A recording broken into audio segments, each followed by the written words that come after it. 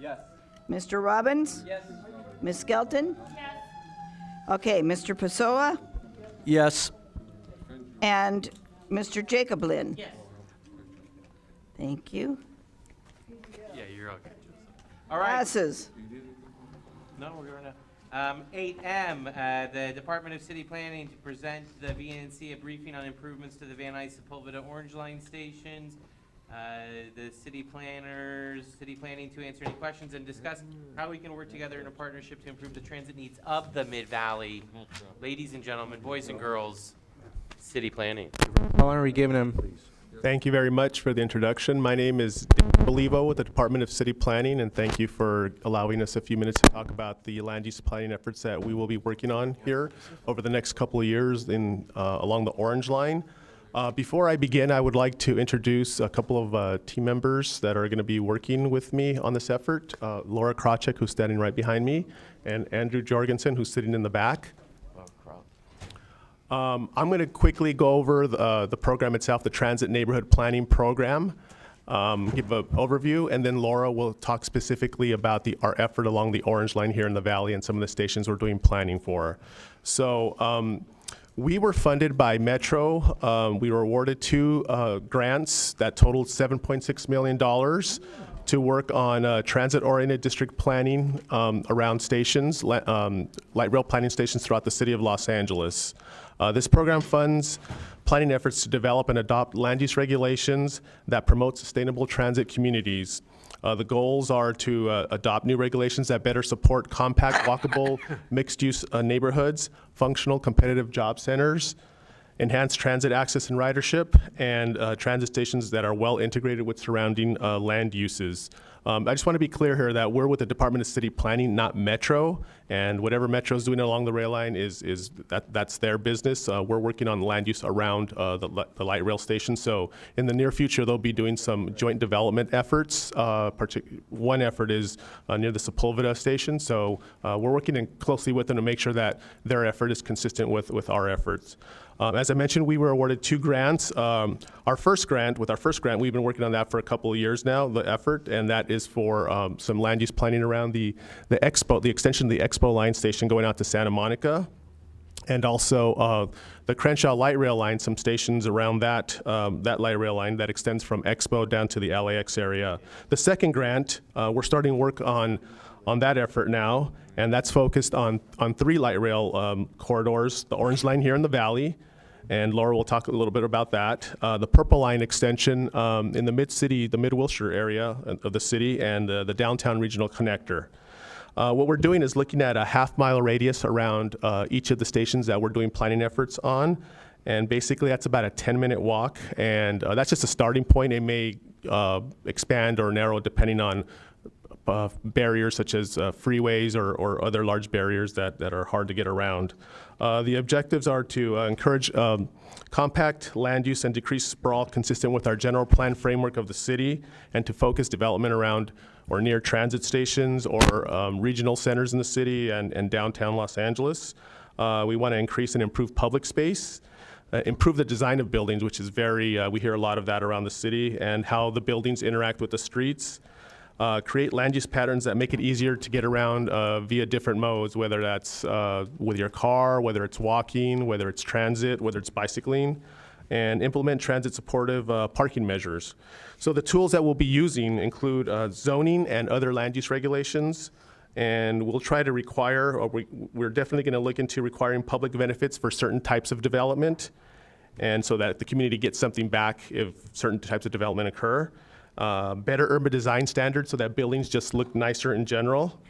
Modified parking requirements so that we can have some flexibility if small businesses want to open, for example, go from retail to restaurant, an opportunity to maybe not have to have as much parking, so it's easier to open businesses. And we're going to be working very closely. We're going to be working very closely with the Recode LA effort, which is the rewrite of the existing zoning code for the city of Los Angeles. So we're going to have the opportunity to use new zoning tools for this effort, which is really good. This will be these stations will be some of the first stations that'll get some of the new land use zoning tools in the city, along with downtown LA and Boyle Heights. So with that, I'll let Laura talk specifically about our efforts along the Orange Line. So thank you again for having us. As many of you are probably aware, the Orange Line has 18 bus rapid transit stations currently, with a potential upgrade to light rail in the future. Our plan will focus around 5 of those. So in addition to Sepulveda and Van Nuys, which are within your jurisdiction, we'll also be looking at North Hollywood, the Reseda Station in Tarzana, as well as the Sherman Way Station over in Canoga Park. So each of these station areas is very different. We're aware of that. Extremely different neighborhoods. So we'll be looking at each one specifically to tailor our recommendations and zone changes to fit in with the surrounding neighborhoods. We're also aware that extensive planning work has been done in the past. So there's already been a parking study that has been conducted along Van Nuys. Some pedestrian improvements that have been looked at. So we'll also be building off of those plans in our recommendations. So today is just going to be an introduction to this process, let you know that we'll be coming out into the community. We haven't made any decisions yet. We're actually just really doing some analysis right now, and this stage of the process, we're really just going to be listening and learning before we actually make any preliminary decisions. Later on, we'll come out to you with some preliminary concepts and get some feedback. But really the next steps right now are going to be focus groups and then workshops, and those will continue on throughout the spring as well as the summer. So based on the community feedback, we'll put together these plans, and there will be several stages where you can give feedback on those plans before it goes to the City Planning Commission, who will ultimately have to approve the plans. So additionally, we do have a couple of flyers that I set on the table at the front, as well as a sign-in sheet if you'd like to sign in there. We'll be taking that with us as we leave, but we also have a website that is on our handout, and you can sign up for all of our email updates through that. What's your website? It is www.latnp.com. Org. T as in transit, N as in neighborhood, and P as in plans.org. And that's also on our flyer, so you can pick that up at the table at the front. That's going to affect directly my girlfriend right here. Yeah, well, Tarzana Station. Okay, yeah, so we'll be looking at that as well. are we talking about a redesign, rebuild, or refurbish? What are we talking about? Yeah, so LA City Planning, we're not actually talking about redesigning the stations. That's within Metro's jurisdiction. What City Planning is doing is we're looking at the zoning and the land use and the parking regulations that is on the land surrounding the station. Yeah, so looking at uses, whether we want residential, commercial, or industrial, what types of uses within those categories, as well as the different regulations regarding heights of buildings, density of units, things like that. Do you guys do anything? What's that? Do you have anything? Are you working with the Flyaway? Because a lot of people like to go there when they travel to. Yeah. So that's also outside of what we'll be working on, but we'll be working in conjunction with Metro, so we may have some updates later on. The But no, Flyaway that's also- not Flyaway is a something private we're working firm. Outside Now, you of- mentioned, Oh, is that right? Oh. who's Mr. Lin? next? Yes, I'm sorry, I just had a quick question. Yes. Regardless if it stays as the current busway or if it's the light rail, whichever one it is, are the same changes still going to be applied to each system, or is one more reflective of, say, light rail versus the current system? Well, so we'll be making the changes based on what it is currently. I mean, there is no project right now to officially upgrade to light rail. That kind of depends on whether or not the initiative passes. But we'll be doing planning efforts that would be reflective of any transit-oriented neighborhood. So again, if the initiative fails and stays the current bus, current bus on the street, or something higher however way it's set up, it will reflect how it is now. Yes, yeah. I mean, they're both transit-oriented areas, regardless of it's bus or light rail. Okay, So, yeah. That's my only question. Thank you. Yeah. John? Mr. Perez? Thank you, Mr. President. I think this would be a good time, Mr. President, with what you're going to be doing with the video. If there's some way we can incorporate about the changes that are going to be taken into with this. Because, just quickly, we have some good restaurants. We have Sizzler, I know it's we have a couple of Mexican Tres Hermanos. We've got some great starting points here. And along with the transportation issue. Got some awesome Peruvian. Right. Yeah, we'll definitely be looking at the types of uses that the community wants I be to next? see along this corridor, and anything that we can do to incentivize, desired uses or make it easier for those uses to come in, we'll definitely be considering in our plans. Okay, so one other question, you had brought up design. And one of the aspects is, and I know Carinos and I have talked a lot about this, there's a lot of, obviously, you're going to focus on use. But if you look at the overall enhancement of an area, a lot of it does come down to bringing in great design. And I know it's an imposition on developers or on business, but the fact of the matter is it does change the entire area. It does cause a lot of other, let's call it hip, fresh, new, whatever it is, whatever's a new restaurant would rather move into some place that looks like an interesting building than a place that just is a standard brown building that looks like everything else everywhere. So, and we're talking about trying to bring in that type of stuff, especially if it's going to be along these types of transit corridors. That would be really great, because you look at how congested Ventura Boulevard is. This could be a nice way to bring public transportation to a lot more people who might not regularly do it. Hey, let's go down the street to, as someone was mentioning, to the restaurant versus actually hopping on the bus going down a little bit. So it would be really interesting to have, I think, around these areas, some type of, some kind of design review that would be to a higher standard. Yeah.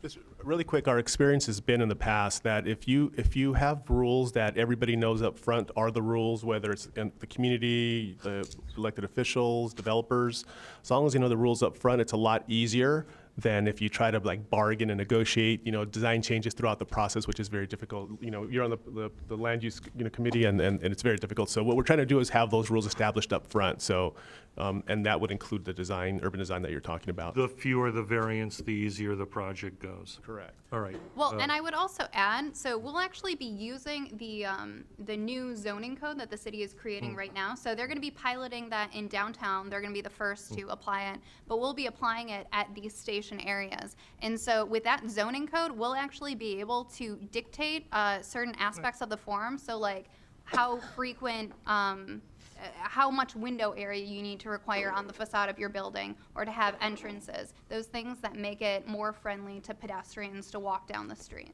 Mr. Ackerman? Okay, so as a scholar of transit and urban design, I know that there are a lot of examples of where these kind of projects work really well, like North Hollywood. I also know that there are some examples of where these kind of projects fail monumentally, like the W Hotel in Hollywood, which attracts a very snooty crowd, and they don't want to see the transit riders waiting out front, so they have to move the bus stop around the corner, which further inconveniences the transit riders. And that's my primary concern.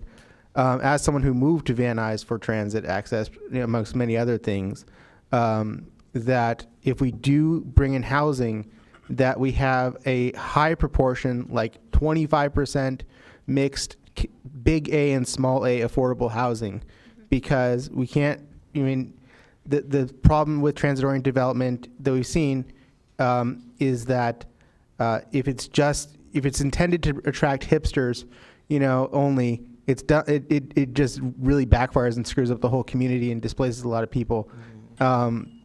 So we need some kind of checks and balances on that. The Sepulveda station really needs some work. That thing is like a quarter mile in from Sepulveda Boulevard. I hope that part of the plan is to bring it a little closer to Sepulveda Boulevard, or something like that, or to make it a more tolerable commute, because that's really quite a schlep. And if you have to catch the Sepulveda bus from that station, it's really a timing and logistics nightmare. For the Van Nuys station, we've got a car dealership right next to the train station. So, you guys are going to negotiate with the auto dealer or something like that if you're going to want to do anything really cool in that location. But I definitely want also, as part of the plan, if you're going to do residential or do new buildings, you got to have, that these should be like models of sustainable design, that they should collect some of their own water and or power. You know, maybe have some some rooftop gardening or something like that, or some, you know, interior gardening, something like that to break up the brick kind of feel.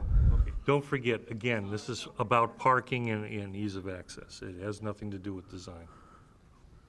We will be incorporating design. into- Eventually, but, I mean, that's kind of putting the cart before the horse, isn't it, at this point in time? Well, so, We'll be looking at everything Okay. holistically. everything yes, at once. yeah. Sorry. Yeah, another quick, sorry. Should have asked earlier, I apologize. Another quick question. What do you want to do now? Is there any station that has this already that somebody wanted to go and take a look at what you're thinking is done already? Is there a model station? Yes. That's another way to put it. Thank you. Thank you, Howard. We don't have a model station yet. As I mentioned, our round one grant, we're trying to complete those efforts right now. But online at the website that was mentioned, we do have a draft plan of the Expo corridor. Station anywhere that's kind of close to what you're thinking, that's maybe what you see. I would say North Hollywood Station. That's what I'm thinking. What Hollywood has, is that what you're kind of looking for? It depends on the area. I mean, North Hollywood, the scale there is pretty large. It's considered a regional center. This is a smaller community center here. Sherman Way is even smaller than that. So it depends. It really depends. It's contextual depending on the neighborhood and the station. So, but Expo you line's have the artist conceptual models on your website, that's sort you're saying? We actually have a draft plan of the Expo corridor, those stations there, and you can look at some of those regulations. I'm not saying that's exactly what we would do because that's an actual plan. We'll be working with Recode. It'll be a little different, but that gives you an example. Is there a rendering there? Visual reference, that's all. There's, So there are aspirational images Okay. of yeah. Okay. yeah, so of things that we would like to see in Alright. some of these areas. Mr. Hendry? I don't know, I lived near Sepulveda Station, and when I hear this talk, it reminds me of the old Ronald Reagan joke that I'm from the government and I'm here to help you. I mean, we don't want anything more in our neighborhood. We have Costco, we have Valley Fitness, we can't park in the neighborhood. We have a lot of unusually bad mixes like the petroleum tanks, and I live in a nice suburban neighborhood, not so far within this half-mile distance, and there's nothing I want except more parking, less cars, more access. I mean, I don't need anything. We don't need more houses. We don't need more apartments. We just don't. Yes, we do. Curb your enthusiasm, guy. Okay. I happen to be from the NoHo area. I want to give you a little drop of reality here, especially if that's going to be the model station.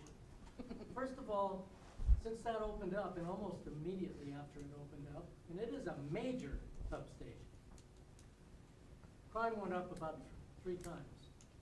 That's the first thing that happened that was really noticeable. Anything within a half a mile of there is dangerous. You can't leave a bicycle, the cars are getting broken into.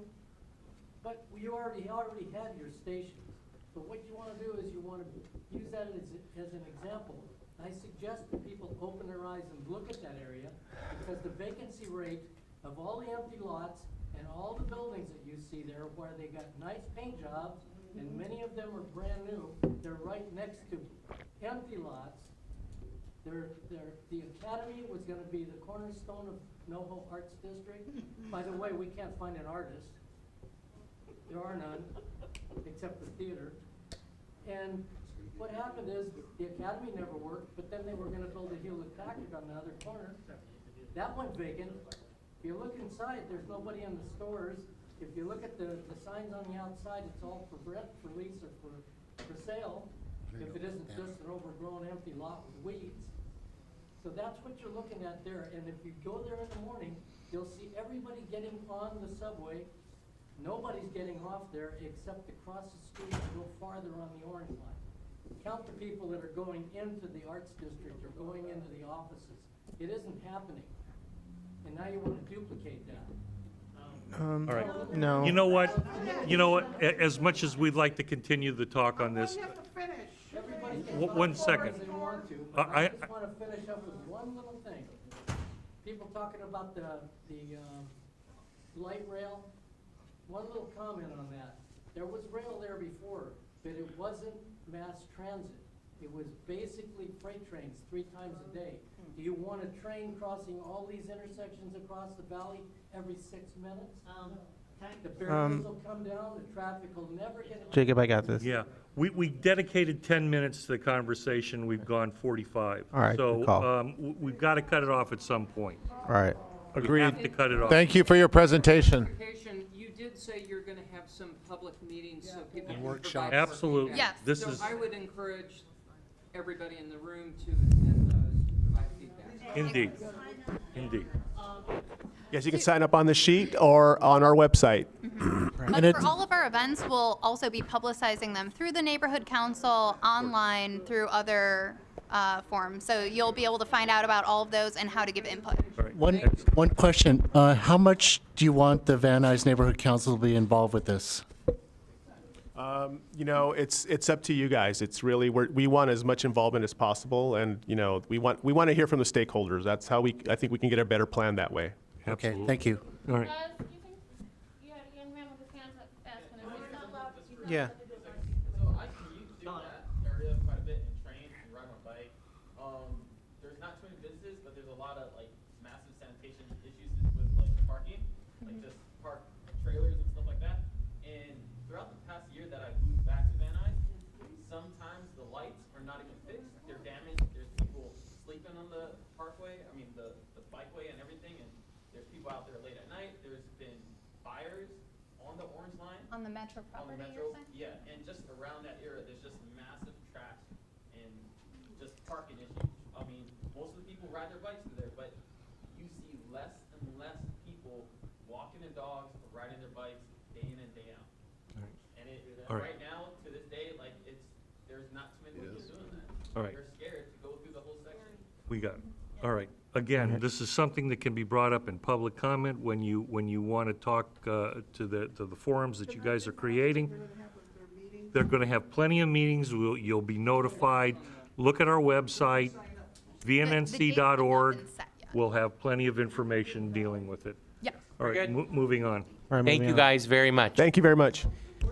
The Los Angeles Department of Water and Power. Dun, dun, dun. Thank you for your patience. Yes. It's actually early. We got to you by 9.